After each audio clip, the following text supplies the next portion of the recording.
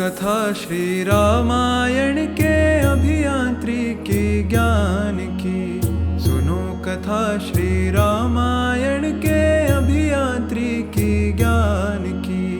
वाल्मीकि के लिखे हुए इस प्राचीन विज्ञान की।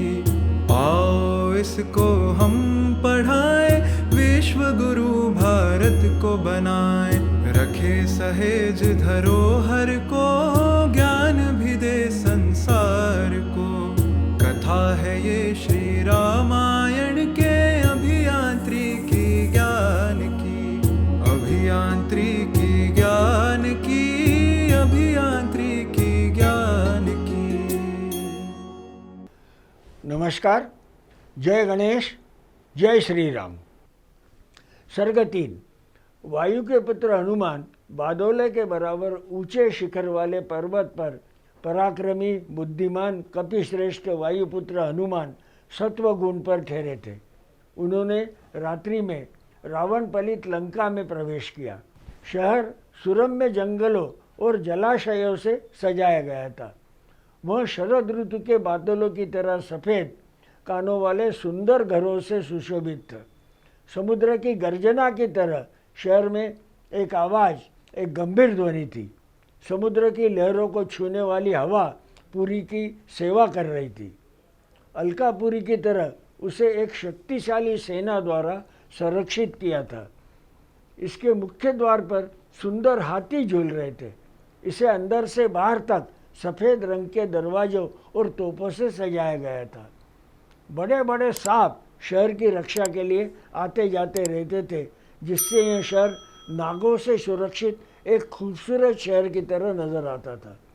अमरावती शहर की तरह यहाँ भी जरूरत के हिसाब से विद्युल्लता के साथ बादल छाए हुए थे।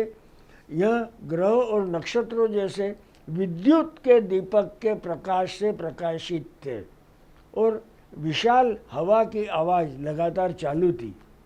यह सुनहरे विशाल प्रकाशों के साथ अमरावती की तरह परिवेष्टित किया गया था।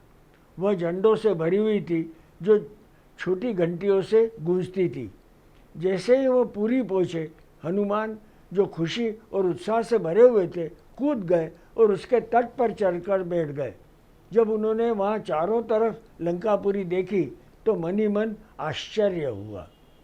सोने से बने दरवाजे से शहर को एक अनोखी सुंदरता दी गई थी। उसके प्रवेश द्वार से वैदूर्य रत्नों से लटकन बंधे हुए थे। यह हीरे, स्फटिक और मोती से ढका हुआ था।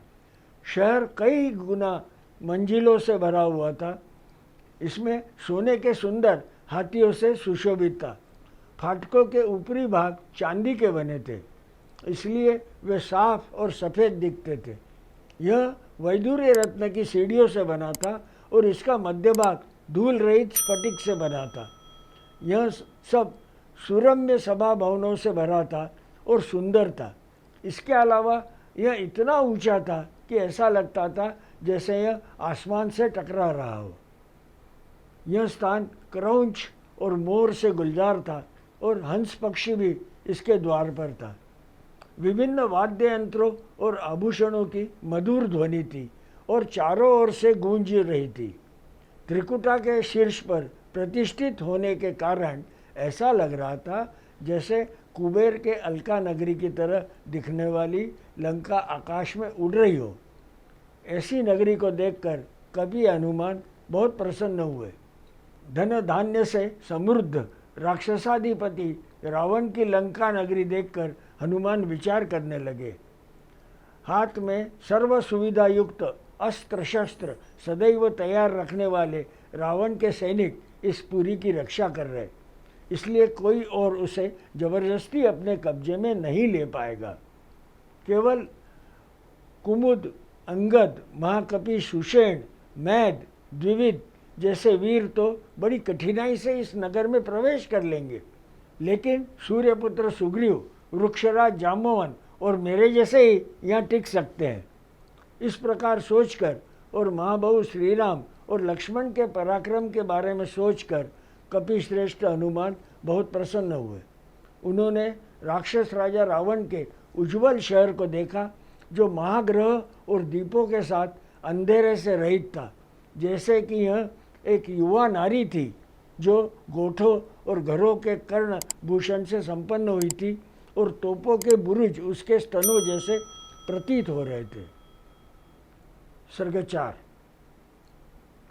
लंका के महान शहर पर पहुंचने के बाद जिसने अपनी इच्छा के अनुसार जो भी रूप चाहा, हनुमान, पराक्रमी और पराक्रमी वानर रात में परकोटे पर से कूद गए और लंका में प्रवेश किया।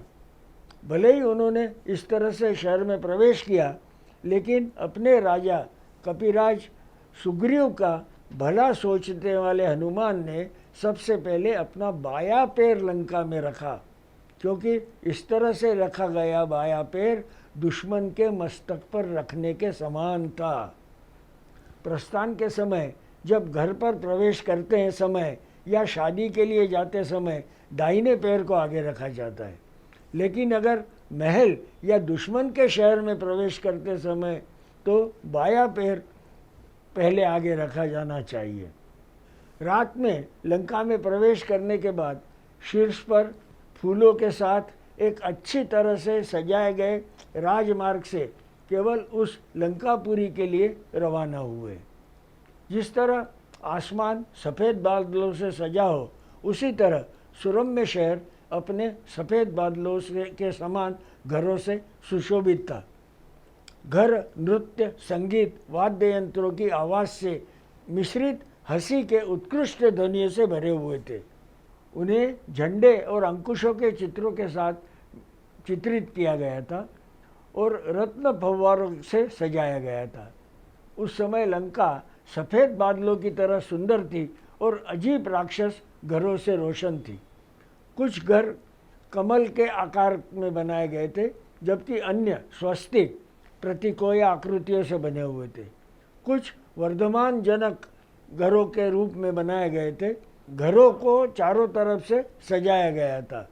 शहर बहुत सुरम्य लग रहा था, मुख्य रूप से घरों के कारण जो सफ़ेद बादलों के साथ आकाश को सजाते थे। वराहमिहिर संहिता में घरों की विभिन्न आकृतियों का वर्णन किया गया है, जिसके अनुसार उसका नाम रखा जाता है।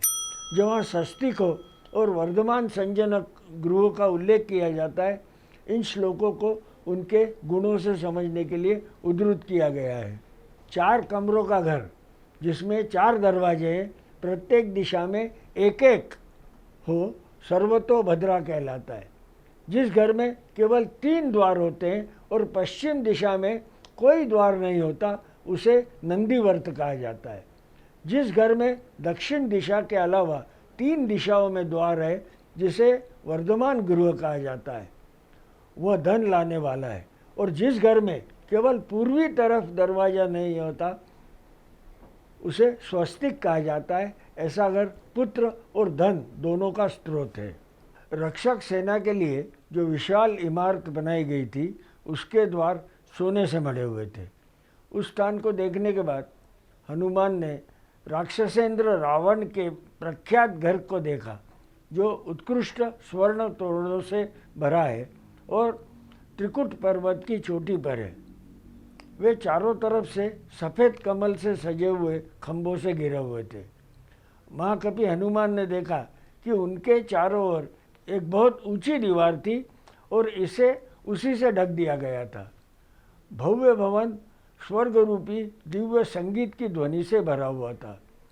घोड़ों की गुनगुनाहट से उन्हें चारों ओर सुना जा सकता था और सिंगों की सरसराहट की आवाज़ भी सुनी जा सकती थी। वे विभिन्न वाहनों, विमानों, सुंदर हाथी घोड़ों और सफ़ेद बादलों से सजे 4 दांतों वाले हाथियों से सुशोभित थे। पशु पक्षियों के संक्रमण के कारण महल के द्वार बहुत सुंदर लग रहे थे। हजारों शक्तिशाली निशाचर राक्षस राज के महल की रखवाली कर रहे थे। उस गुप्त भुवन में भी कपिश्रेष्ठ हनुमान पहुंच गए। उस भीतरी तट के चारों ओर हेम और जम्बूनाट 2 प्रकार के सोने की दीवारें थी। इसका ऊपरी भाग बहुत ही मूल्यवान मोतियों से और हीरों से सुशोभित था और कृष्ण और गुरुचंदन द्वारा पूजा की जाती थी। हनुमान ने रावण के गर्भगृह में प्रवेश किया। इस प्रकार श्री वाल्मीकि द्वारा रचित अर्ष रामायण आदि काव्य में सुंदरकांड का चौथा सर्ग पूरा हुआ। सर्ग 6। मन का रूप धारण करने वाले हनुमान बहुत जल्दी लंका की 7 मंजिला हवेली पर घूमने लगे। चलते चलते वह राक्षस स्वामी रावण के महल में पहुँचे, जो सोने और कोट से घिरा हुआ था, जो चारों तरफ से सूरज की तरह चमक रहा था। शेर द्वारा संरक्षित महान वन की तरह कई भयानक राक्षस रावण के उस महल की रक्षा कर रहे थे। भवन का निरीक्षण करते समय कपि कवार हनुमान को मन में प्रसन्नता का अनुभव होने लगा। महल चांदी के चित्रों, सोने की परत चढ़े हुए दरवाजे और अद्भुत तोरणों, सीढ़ियों और सुंदर द्वारों से भरा हुआ था। गजारूढ़ हुए माहुत और कभी न थकने वाले शूर और अति प्रवाहित गति से चलने अश्व अश्व वहाँ मौजूद थे।